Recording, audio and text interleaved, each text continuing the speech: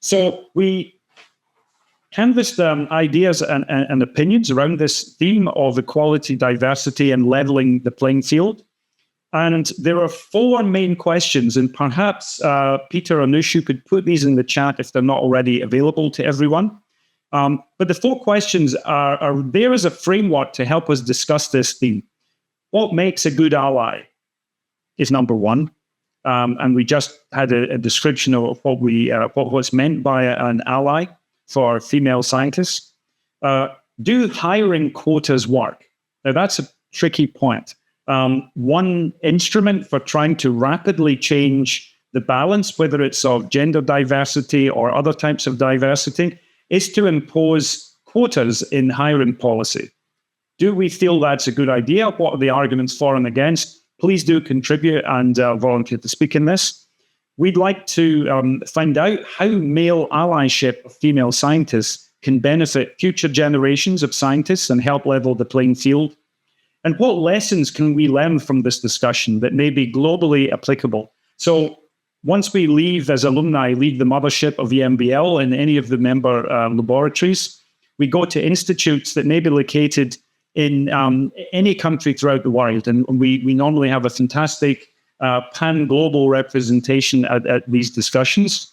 So just to kick off, I'd like to first ask Fatima from Barcelona, obviously known to everyone and the leader of the Alumni Association. Fatima, maybe I could just start by asking, how did you in Barcelona mark International Women's Day this week? Well, at the institutional level, of course, we had a lot of things going on, including talks, roundtable discussions, etc. And I would like to make a point about that later on the issue of allyship, because sometimes, the most successful ones are those that actually include also men, right? And not just women talking to women, but men also talking to women and to men. And that I think is important and is related to the issue today. But also in Barcelona, there was an initiative, a global initiative at the whole region of Barcelona, where female scientists were gathered together and assigned a school to talk to kids. For example, in my case, I had to talk to 10 to 12-year-old kids to show them, that women can also do science, and not really about your science, but how you became a scientist. It is, their main interest. And it was really great. The kids were all, making hundreds of questions. And it was really a very rewarding experience for me. And I hope it had some impact, at least in some of these kids, right? So that was how we celebrated. And then, of course, the International Women's Day, the demonstrations were canceled, but they were in some parts of Spain. They were, because this was decided, the central government could not forbid demonstrations in the whole country. It had to be decided by the regional governments. In some regions, such as Galicia, for example, there were demonstrations where people were keeping the distance measures, and instead of speaking or shouting, they were drumming, and it was actually very nice. Do you feel Spain is a particularly proactive country in promoting inclusiveness and representation of females as scientists and encouraging them to pursue careers in this direction? I think, I think we're still learning. I think there is a inequality between different institutions on how they do that, but certainly the awareness is increasing. Yeah, that's positive.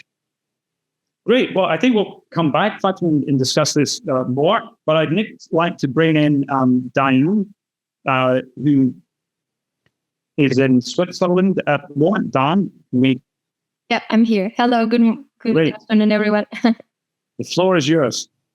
Okay, so again, hello, everyone. My name is Diana, and I'm currently working in Portugal. Okay, from Switzerland to Portugal at the National Agency for Scientific and Technological Culture. And at EMBL, I did my PhD in the EMBL Hamburg. And first of all, thank you very much for the invitation to be here today. This is a topic in the bottom of my heart, and those questions were actually very, very good. So I would like to start with the first one and then go with the flow to the other ones. So what is a good ally? I think first of all, we need to think about the two words, in my opinion, that would describe a good ally. It's someone that gives you support and that empowers you.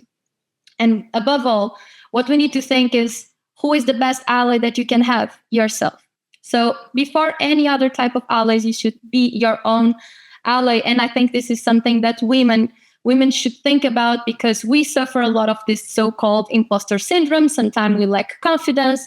So first of all, we should be our own ally. We should trust on the skills that we have and be confident enough to apply to certain positions, higher level positions, and to empower other women, which is the second point of what I think is a good ally. Women sometimes, we all think about having an ally, and we think men should support women for sure, but women should also be their own allies. So we should support each other. That's another point that I think should be valued. And how can we do this? So this is something that, for example, at Ciência Viva we have been doing, and talking about the celebrations that have been done. The latest one that we did on the 8th of March, the International Women's Day, and that we actually did before, is to create a book that has female scientists, female Portuguese scientists working in Portugal and working all over the world, to show everyone who they are, what inspires them, what inspired them to become a scientist. So this could be one way of empowering women and being a good ally to them, to female scientists. So this should be, again, how we could, for example, support each other. But then comes the second part, could be how can actually men be good allies, and what can this impact on female empowerment and on the younger generations, which was one of your questions as well. So last year, I was lucky enough to represent Portugal on the International Day of Women and Girls in Science in the United Nations in New York. And I was surrounded by people from different generations and genders. So during this meeting, where we were celebrating this day for 2 days, so there were 2 days with different presentations, different discussions. I also was very honored to give a speech there. And it's the most impactful talk for me, and I think for the younger generations that were there, are actually from men. I remember a talk from a guy that works at Google, and he was just empowering women. And this really represented for me, and I think for everyone that was there, what is to be a good ally.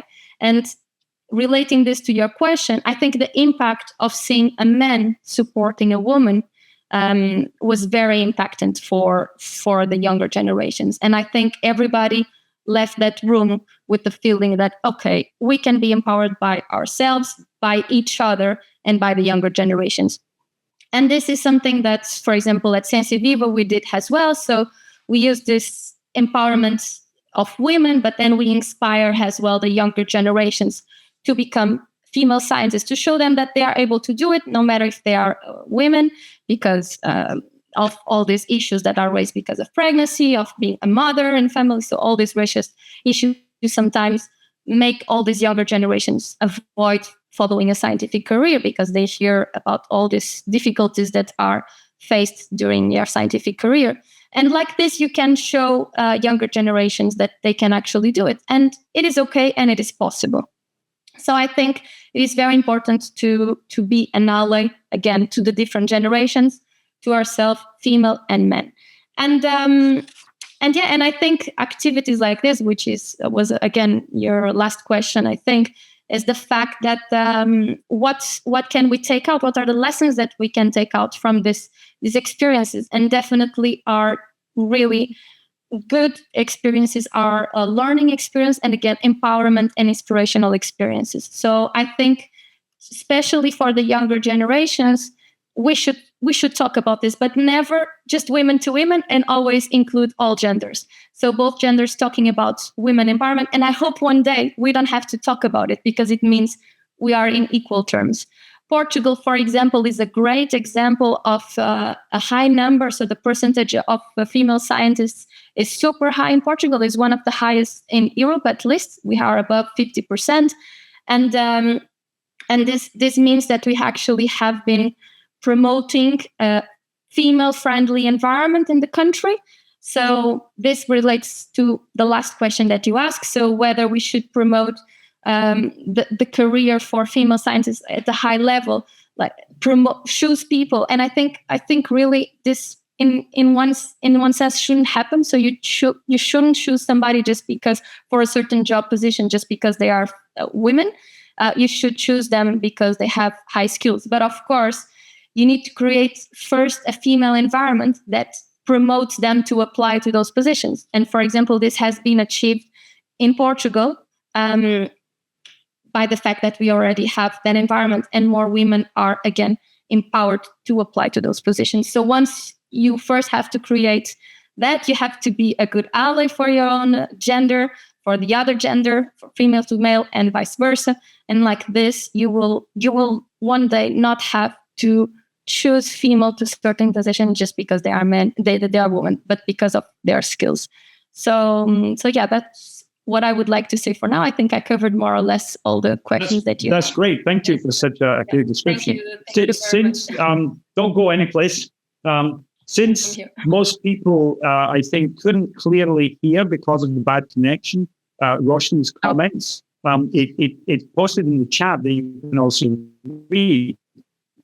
But from the article that Roshni wrote, she defined allyship as a conscious effort by more privileged groups in society to support and advance the interests of others outside their immediate group. And I think that is a good working definition of what we are talking about here, how we can go an extra mile to be cognizant, aware of issues or problems that might not affect us or our immediate group, and try to do things to help with that. I mean, this is obviously a multi-layered problem that doesn't just start with one cause and just some people being bad. And in different parts of the world, I think there are extra problems. I wonder if you could maybe comment, do you see this starting all the way back in schools? So if I could just make one example, obviously you probably can guess, I'm not a woman, so I'm not going to pretend I know from a woman's perspective. But what I did experience growing up in a rather poor working class area of the west of Scotland was that my family had no academic credentials, and I went to not a special school. I went to a regular school where there was no expectation made that I would become a scientist or an academic or anything like that. I mean, the career options that were discussed or made available to me would be joining the army, the police, going to work in a factory, something like this. That's what was expected. And if I could keep out of prison, then I was doing well.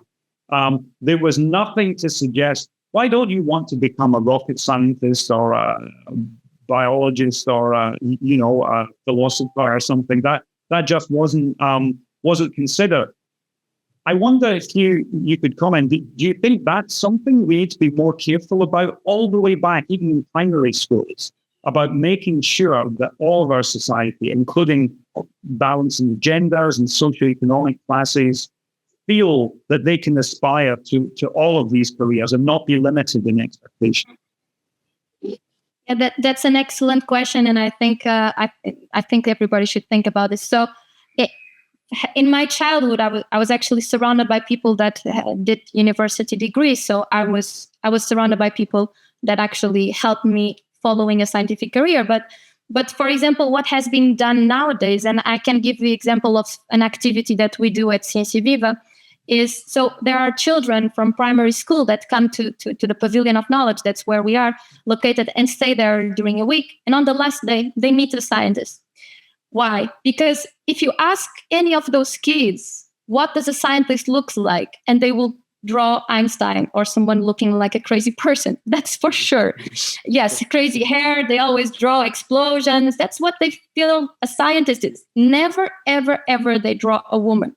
That's number one. And always crazy looking. And that's something that needs to change. So yes, how? Nowadays, we can do this kind of activities. When they meet the scientists, they realize, oh, wow, it can be a woman, it can be a man, normal looking, having makeup, high heels, whatever. So looking like a normal person. And that's a great, great, great exercise that you can do. And I think we need to take profit of social media nowadays. So back in your generation or in the beginning of my generation, social media was something that didn't exist. Internet was not existing.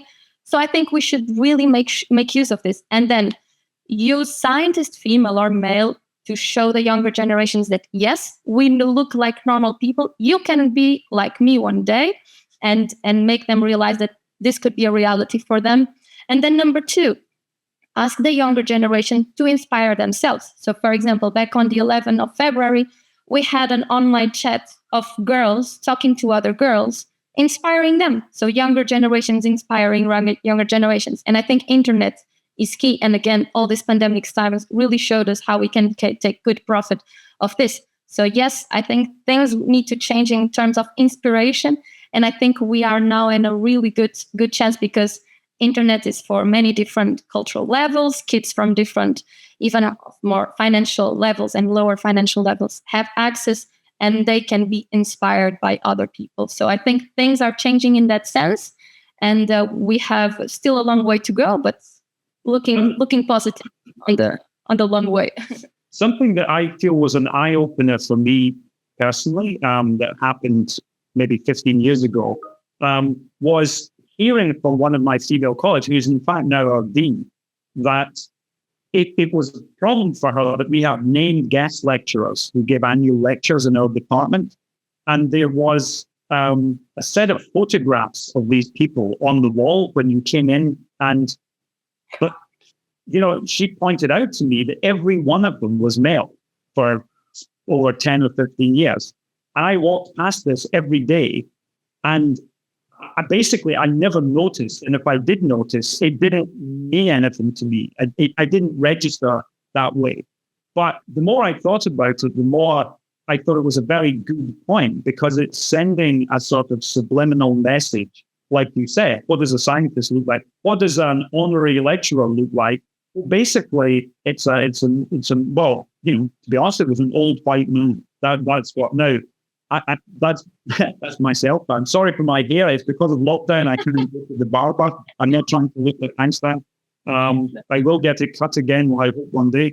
But yeah, I think that's really important, because the truth is, scientists and other people can look like all sorts of things, and we must be more mindful of these things. But maybe you have a comment on that. So, do you think that's Yeah, that's something that also needs to change. There was actually a study recently in Portugal on science centers. So they were actually looking at those little details, like pictures on the walls, details of, for example, in the Science Museum on the exhibits, if there were men or women more represented. So small details that sometimes you don't pay attention, but when you realize it's still very men influenced. And I really think this needs to change. And again, very stereotype would be Marie Curie. I think Marie Curie is such a great example of someone back at the old times, when you see this picture from this physics meeting where all of them were men and there is Marie Curie.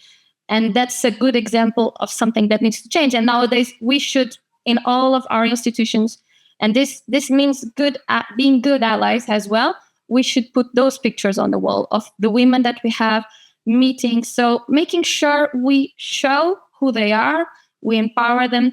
But again, being an ally for ourselves is good as well. So as a woman, I have been facing, so I like, for example, fashion, which is a stereotype as well. So again, going against stereotypes is crucial. So we have women that can like everything and still be scientists. So there is still strong stereotypes that women, for example, don't like fashion, the one that likes science. So these things need to change. But again, this also means more support from males, because I heard many comments during my scientific career about my color of my nails, the maker, or whatever. So there are small details that actually can affect women, and men are not aware that of the strong impact on the confidence of a woman that can have.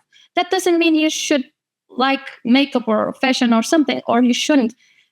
that will never affect the way you work, the way your scientific work is actually done, but it can affect your confidence. So we should always support each other and always empower, never criticize, never judge, and yes, promote the work that has been done for many years for finding great women. EMBL is a great example of that, and I think it should be an example for other institutions as well. Yeah.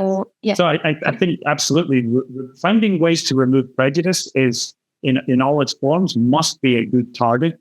I think I'd like to believe everybody in this forum broadly agrees with the direction of travel and the goal we're trying to reach. I think where there's definitely differing opinions, which I'd like to come to now, is how do we get there? How long can we take on this journey? And what degree of disruption and shaking up the norm can we accept to help us level the playing field and change things? And so one of the most widely discussed tools or strategies for more rapidly leveling the playing field and changing the balance for gender or other diversity issues is by having policies for hiring people that positively discriminate to try to readdress the balance when they're out of balance. Now, James Sharp from EMBL was planning to come and speak about this, and we actually had a discussion a couple of weeks ago together about this. He's someone who expressed very strong views. He's very vocal and intending to do as much as possible to improve this situation. But James's view was that hiring quotas were not the right way to go. Now, Cornelius, I think you're online. Is this something you would feel comfortable about talking about as well? If not, we can move on. But that's something where I'd really like to judge the mood here. There's been some fabulous discussion already in the chat, and I really would like to come back to that and bring in people to comment, because it's probably one of the most dividing issues is should we have very strict quotas so that, all female shortlists for new jobs? Is that the right way to go? And many people who all agree on the same future goal, that we want to have balanced numbers of male and female staff in their respective institutes at all levels of an organization, can still strongly disagree about that. Is Cornelius? I can say a little bit what we've tried to do at EMBL. One of the issues at EMBL, when Eileen and Ephrussi and I was also part of the group, were kind of revisited this issue. Now I see you. Hi. I'm Cornelius Gross. I'm the interim head of EMBL site in Italy, EMBL Milan. No, just to go back to that. So we one of the problems we wanted to address was the fact that the number of female group leaders at EMBL, despite the fact that EMBL is this open place with all these nationalities, was actually quite low. I think it was 14% at that time, which is actually kind of similar to a lot of other kind of, let's call them elite or excellent institutes across the world. Doesn't matter if you go to the United States, you go to Sweden, if you go to, it's sort of a number around there, which is pretty depressing. And we wanted to raise that, and we actually thought we could do it without quotas, basically. We had the discussion. We felt that quotas were maybe a bit too extreme in our first exploration.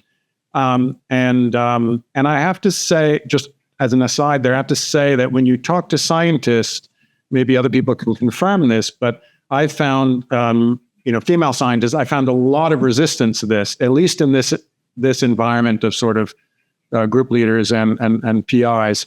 And that's because there's the fear that if there were quotas, then women who did achieve those positions would be confronted with accusations of not having been hired for excellence.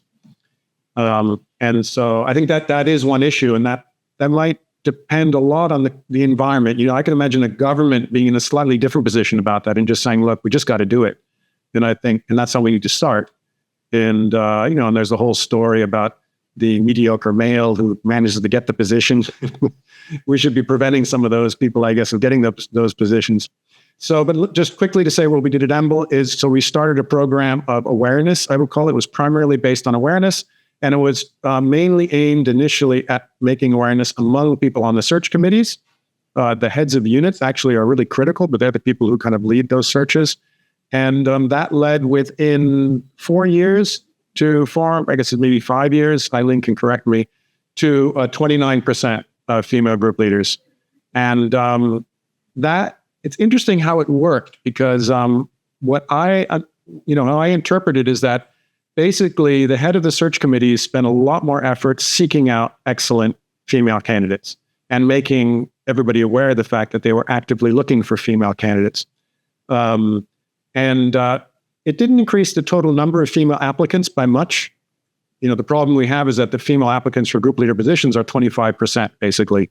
And actually, that's kind of around the percentage of group leaders. So it appeared to be an increase in the number of highly hireable, excellent female candidates that otherwise wouldn't have applied. And there's a lot of interesting stuff in there, right? And that led rapidly to this hiring without quotas of many more women. And I think people were just getting enthusiastic about the female candidates they had. So it's had an impact. I hope it will stay there or even rise up. 30% or 29% it's pretty good, I think, for our type of institute, but it's not everything. And but that's sort of our experience, let's say. Those are my few words. I think this is, that's great. It's very helpful to have that. In fact, again, just to remind everyone that we can record reactions.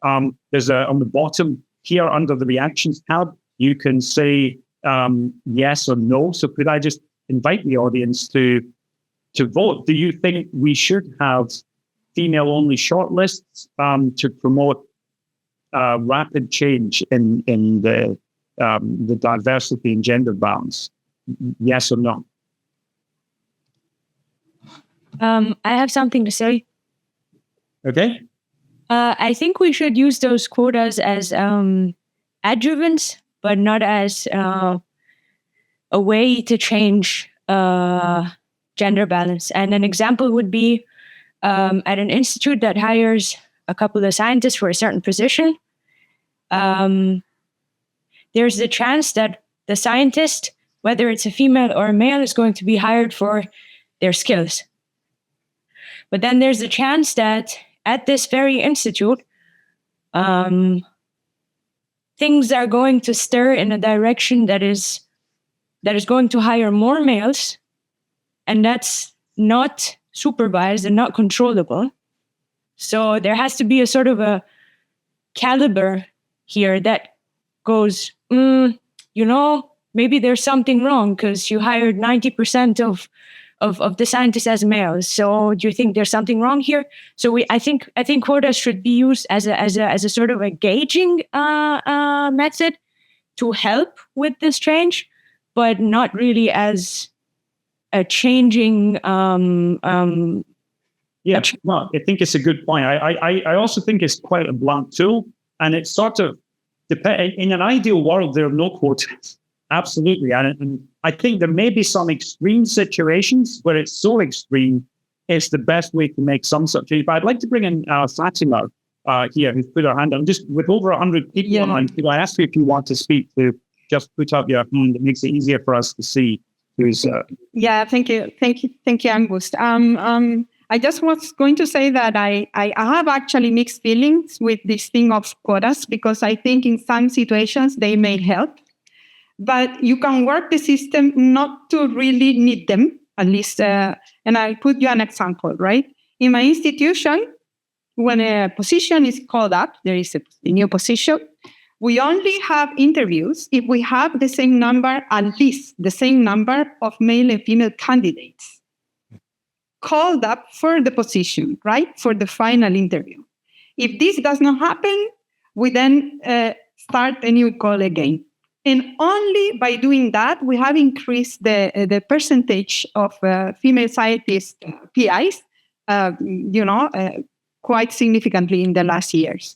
So I also acknowledge that maybe there are certain situations in which really a hiring quota will be necessary, in situations where, I don't know, an institute where there is, a very strong bias. Could I ask you the question this way, Fatima? In fact, I'm asking you, to everybody, but since I see you on the screen now, I'll ask you. You represent the whole alumni association. If you're thinking of applying for a job and you see a job and you think that looks interesting, but then you realize it's in a department where there are 12 professors and every one of them is a man, will that put you off from applying in the first place? No. No, not at all.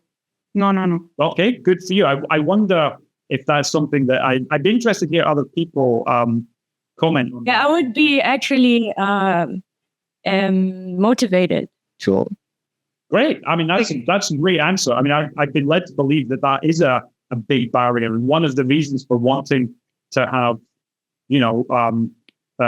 monochromatic shortlists, whether it's to improve gender balance or racial diversity or anything else. Great. Well, fantastic. So perhaps I bring in here Nassos. So if you could just, again, I think probably everyone knows you, but if you could just briefly introduce yourself and then let us know your own views about what makes a good ally or hiring quotas work or any of the other topics that we've raised. Thank you, Agnes. Hi, everybody. I'm Nassos.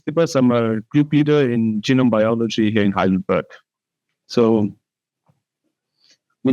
I thought it's a very interesting discussion to see also what's going on the chart, and I thought I will just go on directly on the kind of hot topic about quotas. Yes, so I think the quotas, just to echo a little bit what also Cornelius said, I think it depends who makes the decision. Yes, so if it's for EMBL, a small institution, I think it's a different decision than trying to make a decision for a whole country across institutes. So smaller places can try to change the culture different ways. They have more room to have more grassroots ways to do it. It's clearly that quotas don't change the culture, and people don't want to be hired with the stigma that they were hired because of that. So all those things I think are clear, but it's also clear that affirmative action does work when there are no numbers. And it's also very clear that it's very difficult to create a change of culture when there are no role models or when there's no diversity of role models. So I think that's always something to keep in mind. Yes. So if there's only one female across the 12 males, then everybody thinks that this is the only way they can become scientists. So that you can become a scientist not being the Marie Curie. So having a diversity basically of role models is important. And how do you create that critical mass? Maybe you can create it if you're a small institute with a lot of discussion and trying to be more inclusive. But if you want to do it across many different institutes in the country, I think there are times that quotas do work. And this is the only way to nucleate some mass, that then the culture can change from within. So this would be my kind of opinion on the quota topic, although I understand it's you can see it many different ways. Could I just to pop in that? I mean, I love Sarah's answer a few moments ago to say, if I saw that, I would be even more determined to apply. But, impressive, self-confident people, women will apply for these. But is there, do we need to do something in this direction for the subset of people who are less confident and who maybe wouldn't be put off?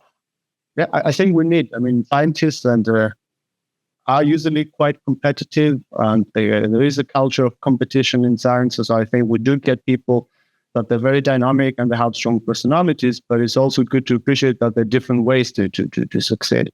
And I think for me also, as part of what makes a good ally, it's actually being a little bit open on your experiences. You recognize that there are many different ways one can achieve things, and your own experiences are limited, and be open that other people would work very differently on the same topic. And then you try to get on other people's shoes. Yeah.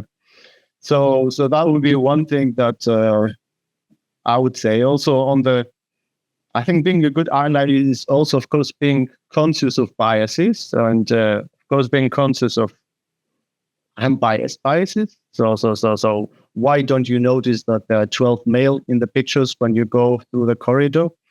And once you notice that, then you try to change it. But I think there's also unconscious biases that we've been discussing in the last years quite a bit, but there are also still quite a few conscious biases that they are still in our policies as institutes or as countries. And I think this is also something that it's good to recognize and be vocal about those biases. I think that makes a definitely a good ally. Be vocal in circles that matter also, and in environments where not everybody recognizes those. Yeah, I think open discussions like these are good things, because I admitted earlier that there are things which I'm just not aware of that are, not helpful. That it's not like a deliberate action on my part to try and discriminate in some way, but I grew up in a society and a time. The same way with me, the same exact way. I think you recognize them with time, and the question is to be vigilant and recognize them, and then try to change it for you, but also for others. Yeah. So I think open discussion helps a lot.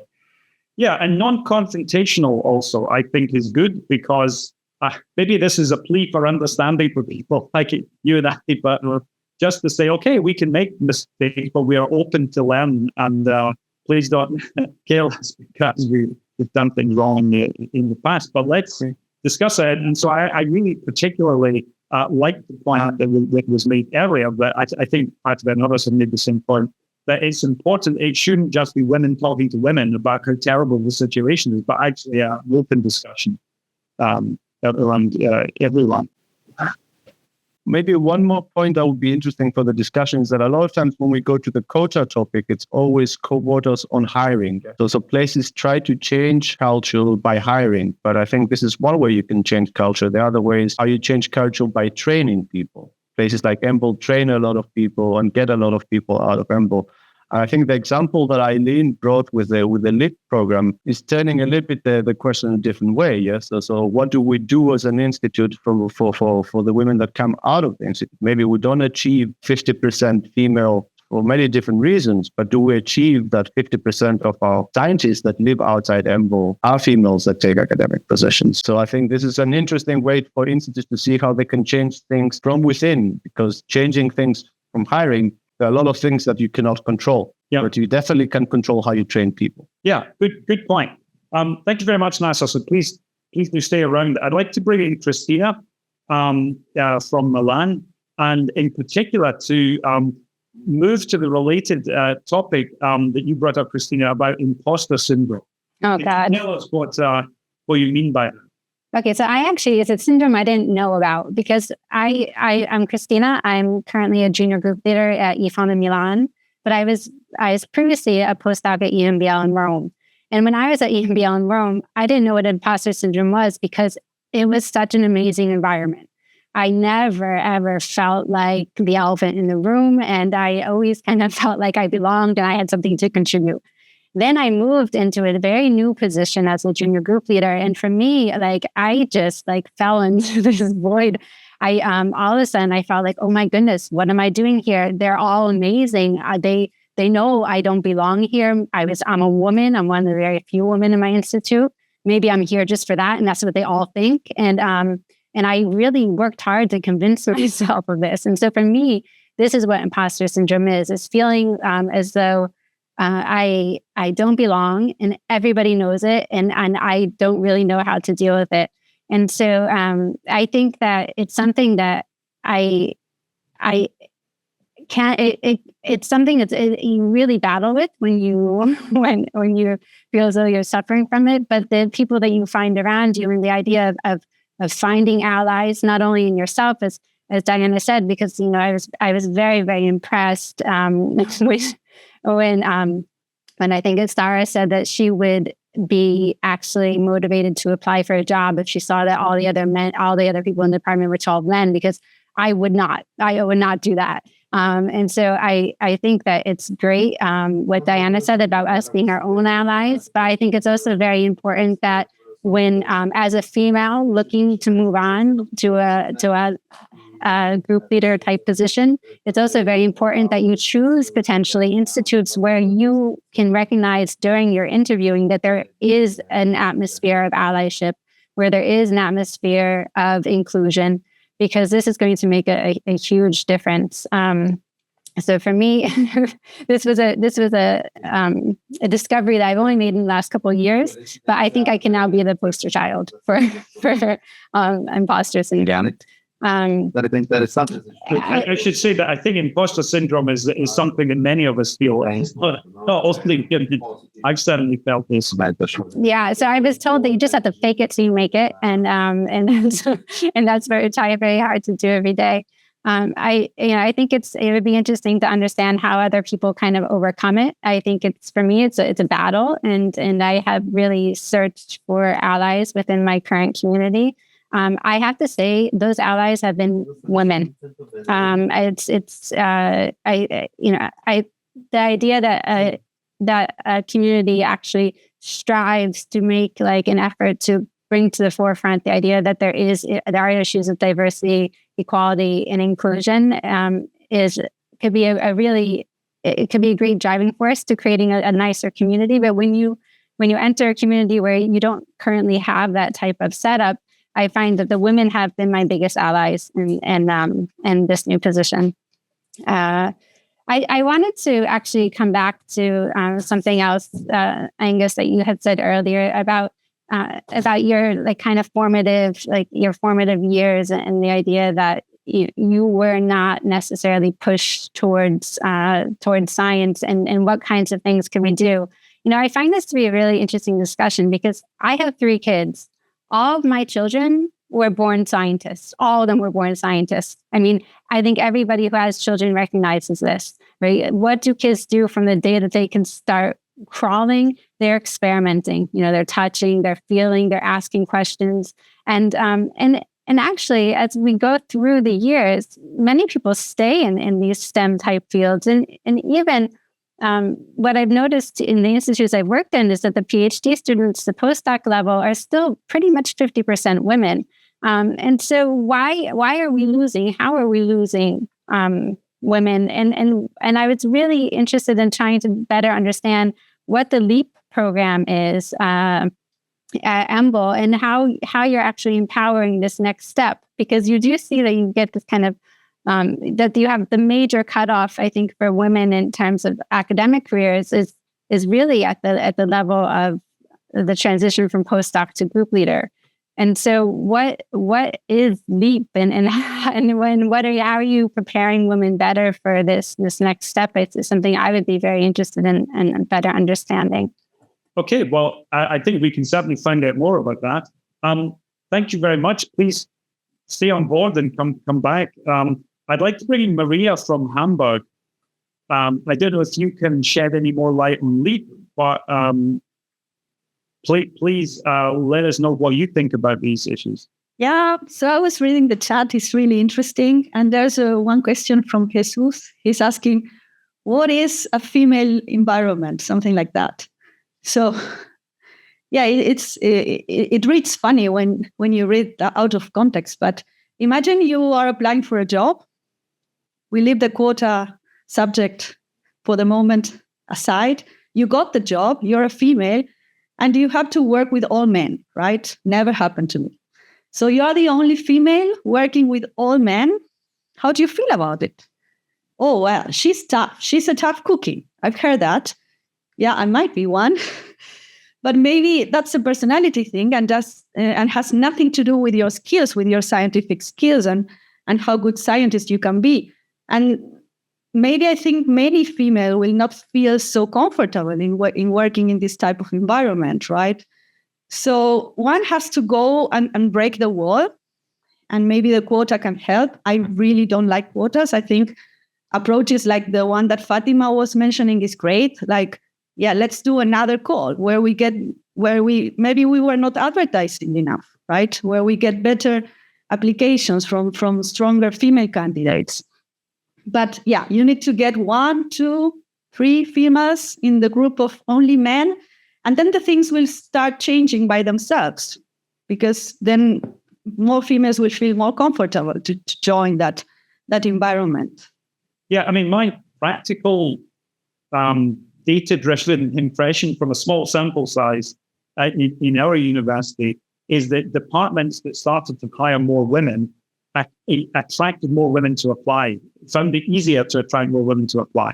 And I know that in the past, when I used to be head of department and chair of the appointments committee, we would tear our hair out trying to find ways of encouraging more female applicants and more broad diversity, but we definitely felt that was an obstacle, that the fact that we weren't exclusively male, but that we were heavily biased towards having a male gender bias. I think that's part of it. I mean, as part of a general comment, I am reminded as well of a general scientific comment from, I think it was from Francis Crick, being asked about how you, in the MRC Institute in Cambridge, which was very interdisciplinary, and how you succeeded in making people from different disciplines work together and collaborate. How do you make that happen? And his answer was, you can't make it happen from the top. All you can do is prevent it happening. And then what you should be doing is thinking about all the reasons why it doesn't happen spontaneously and removing these barriers that unconsciously are blocking these happening. Sometimes they can be just things you wouldn't have obviously thought of, but get in the way of things that otherwise might happen spontaneously. I don't know if that's enough to promote gender equality, but I'm interested in your thoughts about that.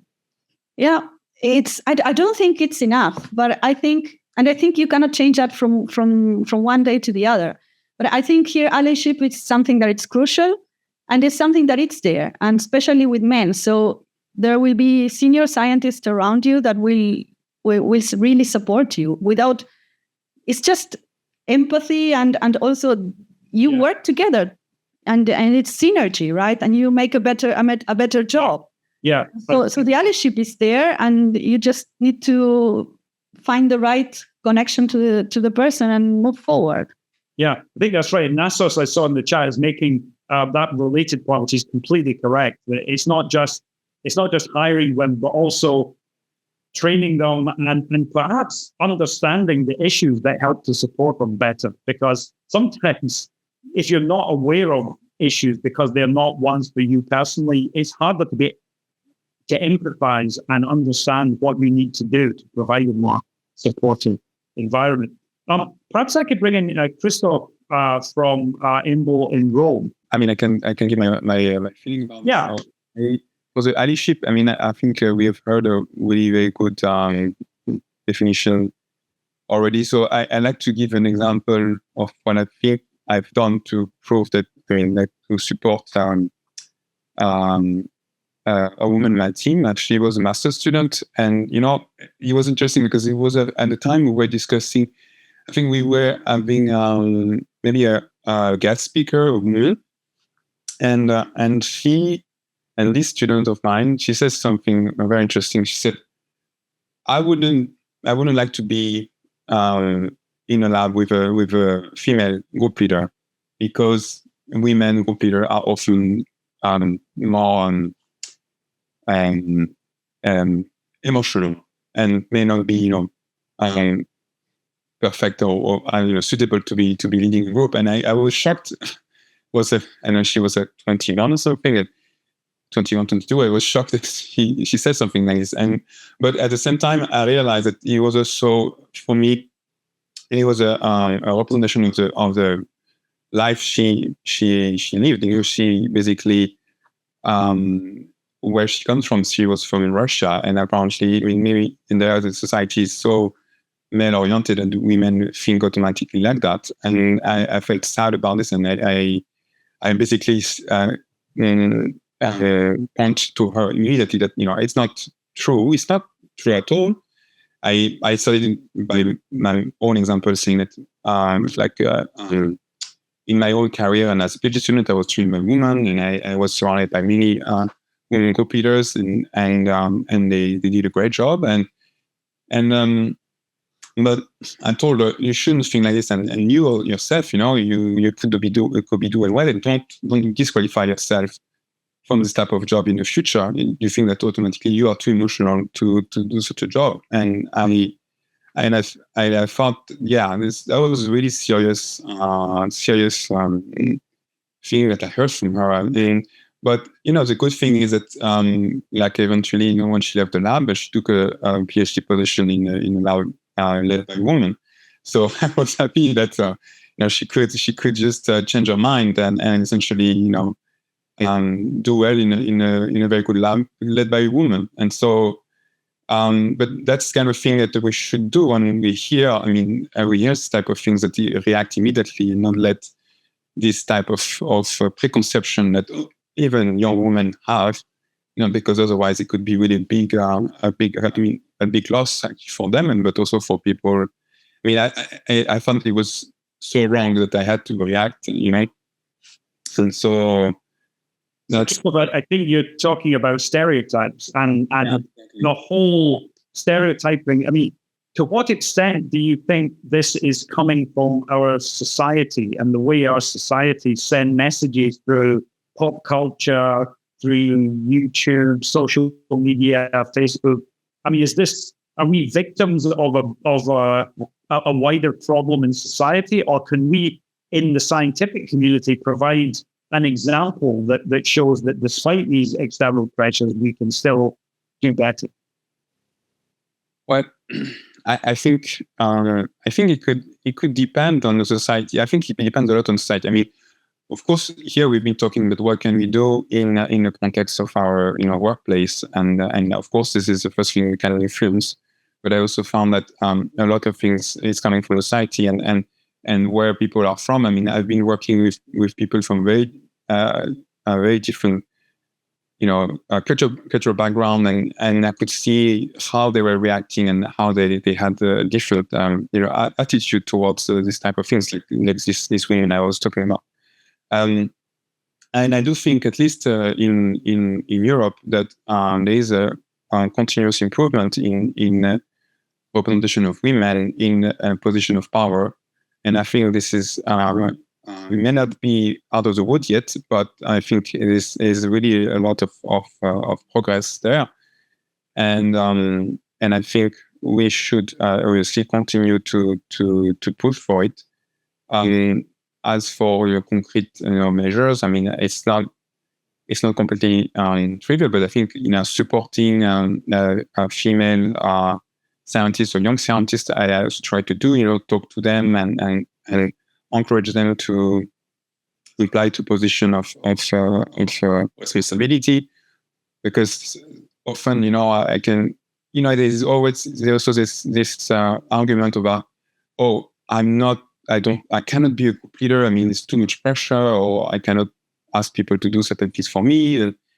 And that's also kind of things I've heard. And I always try to say that, it shouldn't be thinking like this. And even, okay, obviously being a scientist and co-leader in science is very challenging, but it's a management, a position, and management position. You could also have it in other setting in a private sector. And they shouldn't be, or if they don't become co-leader, they could become manager in a different setting, and they should not say that they cannot do it. It's part of they receive a high level education, and it's what basically they can achieve. And so I try to tell them, look, you can also do that. I mean, don't give up. But this comes also to this imposter syndrome that Kristina was mentioning. Can I please mention something about this? Sure. Yeah. So I think there's a sort of a general unease with when it comes to women choosing something that's a little bit less pressurizing. So it makes us feel like we're forced to sit there night and day and go into 21st century burnout so that we can become group leader. But some other women probably just don't want that, and they just have to be comfortable with it too. I think it should not be forced. So this is just a subtle, Yeah, no, I think it's a good point, but I would say that's also true. I can assure you from that. I know a lot of men who don't want the responsibility of leadership, or they want a job where they can leave at the end of the day, and they don't. Some of the aspects of being a scientist, especially leading a group, it should have nothing to do with whether you're a man or a woman, because it's not for everyone, and there's no problem or stigma if you don't want to do that. You could be a great scientist who wants to work as part of a team. You don't want the extra response. And that's nothing to do, should not be anything to do with your nationality, gender, or any of these things. We must really, I think, say those messages about no stereotyping. So that was just to say something about that. We should probably be a bit more conscious about this, especially women, like women themselves. Like, if you don't want to take this pressure, just be okay with not wanting to take the pressure, because then otherwise you're going to give an impression that maybe I want it, but I don't know what I want, and that'll just put you in a harder place. And the second thing that I would like to follow up on what Christoph said about this this Russian girl, or yeah. So I think that sexism and feminism and all these kind of things are have a different palette across societies. I mean, to be positive about Europe, I think we're doing well as opposed to other places in the world. And I'm not European, so I know. Okay, so I think it's more like some people asked, how can we fix this problem spontaneously? And I think we cannot, but all we have, as you just said, all we have to do is just prevent it from happening. And I think one of the ways of preventing it from happening in a world where there's a lot of immigration, having people coming from everywhere, is to try to introduce everybody to this new normal without forcing it, but like just introduce people to this new normal when they're coming from somewhere where they have been told that they cannot do this because they're a woman. Just pay attention to those people coming who really need training, because we're already in Europe. I mean, 50% of PhD students are women, so it's not like we're having an insane problem, but we have a lot of insane problems in another place. And it's like the COVAX project. If you don't vaccinate everybody, we won't get out of this pandemic. So so it has to be a little bit of a worldwide thing. So I would really talk to this Russian girl, and I would give her some prep, Well, that sounds like Christoph already did that. Could I bring in Virginia Ullman, who if I understand, has recently been hired as a group leader at EMBL, and who could maybe share with us her experience of this process? Fine. Hey, hello, that's correct. Thank you for the introduction. Hello, everyone. I'm Virginie. I'm a junior group leader at EMBL-EBI. I started in 2018. This was after a very short postdoc. So in a sense, I'm very junior among the junior group leaders. And I guess, so maybe there is just a few things I'd like to add to the discussion about how to define allyship, because I think, what is a good ally? Because I think there were elements in just the discussion we had before that bounces back to that, in my opinion. So I think I just want to add to what Nasa said. In my opinion, and for me personally, a good ally is, the main quality of a good ally is the ability to listen. And what I mean by that is the ability to accept that one's own measure of success may not be the other person's measure of success, and that there are many ways to live a successful life. And some people, place importance of different things. And I think to me, that's the people that I feel have been the most important ally in my life are the person who have managed to understand what were my own priorities. And I feel that, I'm not being a good ally to someone if I'm trying to empower this person to do something that is actually not what their heart is into, right? So I think this is the main point to me. And I think around that, just bouncing back to the conversation that was going on just before about, the fact that some people may not want to take the pressure of being a group leader and so on and so forth. I would like to say, in my opinion, I think we also need to think a little bit about, what is a group leader in science, right? And do we really believe that the only possible form that a group leader in science can take is someone who's working 24/7 and has a high pressure all the time and goes into burnout, I'm not sure. I don't know. I know people who are extremely brilliant in terms of science who are leading groups and actually managing to have a very strict balance with their life and to be excited, that are excited about lots of things that are not science and that still do excellent science. So I think, in my opinion, there is also a lot of discussion that need to be done around, how we define excellence, and is there really just one face of excellence? So I think that's a really good point you're making, and in a sense, it's another definition of diversity, and saying there's not a one-size-fits-all image, because otherwise we're stereotyping the successful scientist as this person who works, who works 24/7, because if you don't do that, you can't be serious and you can't be as good. And I've been exposed to cultures where people mistake very long hours of working for productive, really good working. You could turn it around and say, really brilliant science. You don't do brilliant science, hour by hour. You do it in bursts of inspiration, and it's very arguable whether actually science in many areas is better by doing it in this labor-intensive way. So it's an interesting discussion, and it's another one. But I agree with you. I see that as all part of how you stereotype in very narrow descriptions of what a successful scientist should look like. Yeah. Maybe just to add to that as well, I think this goes also beyond. In my opinion, there are lots of ways to be a successful scientist, right? And publishing in big venues is one of them, and the one that is rewarded as a metric. But I mean, there is also all the aspect of making an institute work together, for instance, or enabling discussion between fields of science, or all of these things that are not necessarily measured in the same way, but are also parts of what makes science work, in a sense, right? So my opinion is that this is part of the diversity question, is that there is a lot of place for people in science, because there are lots of faces of science. And I want just to tie this back to one of the questions, if I can find the list again, but one of the questions was something around how can allyship and diversity benefit future generations? Yeah. And I think, in my opinion, this really goes around that, because currently the way that science works really favors a specific profile that is incidentally mostly masculine.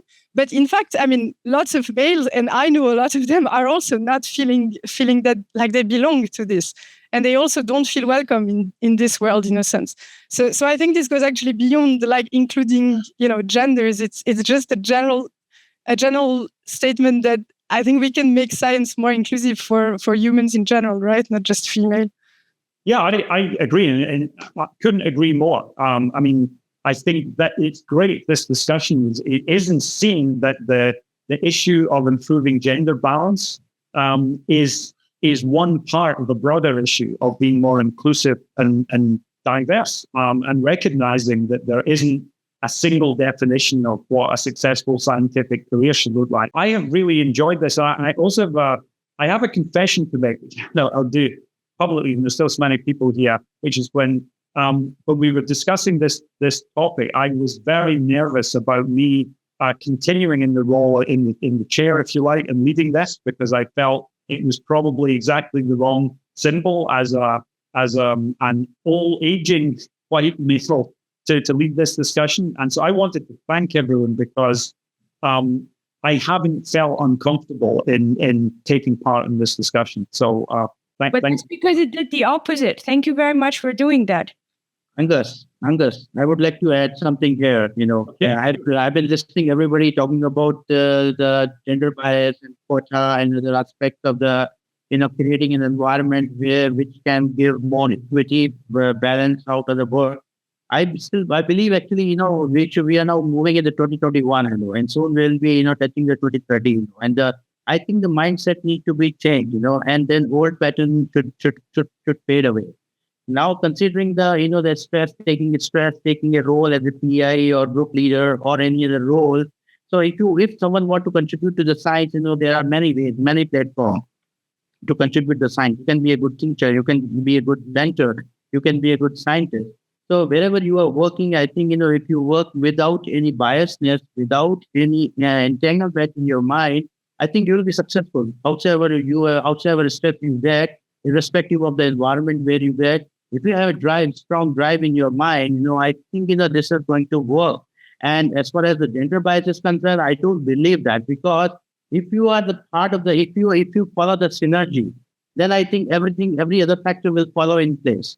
And there will not be any kind of a discrimination. There will not be any kind of, any dispute, being arised.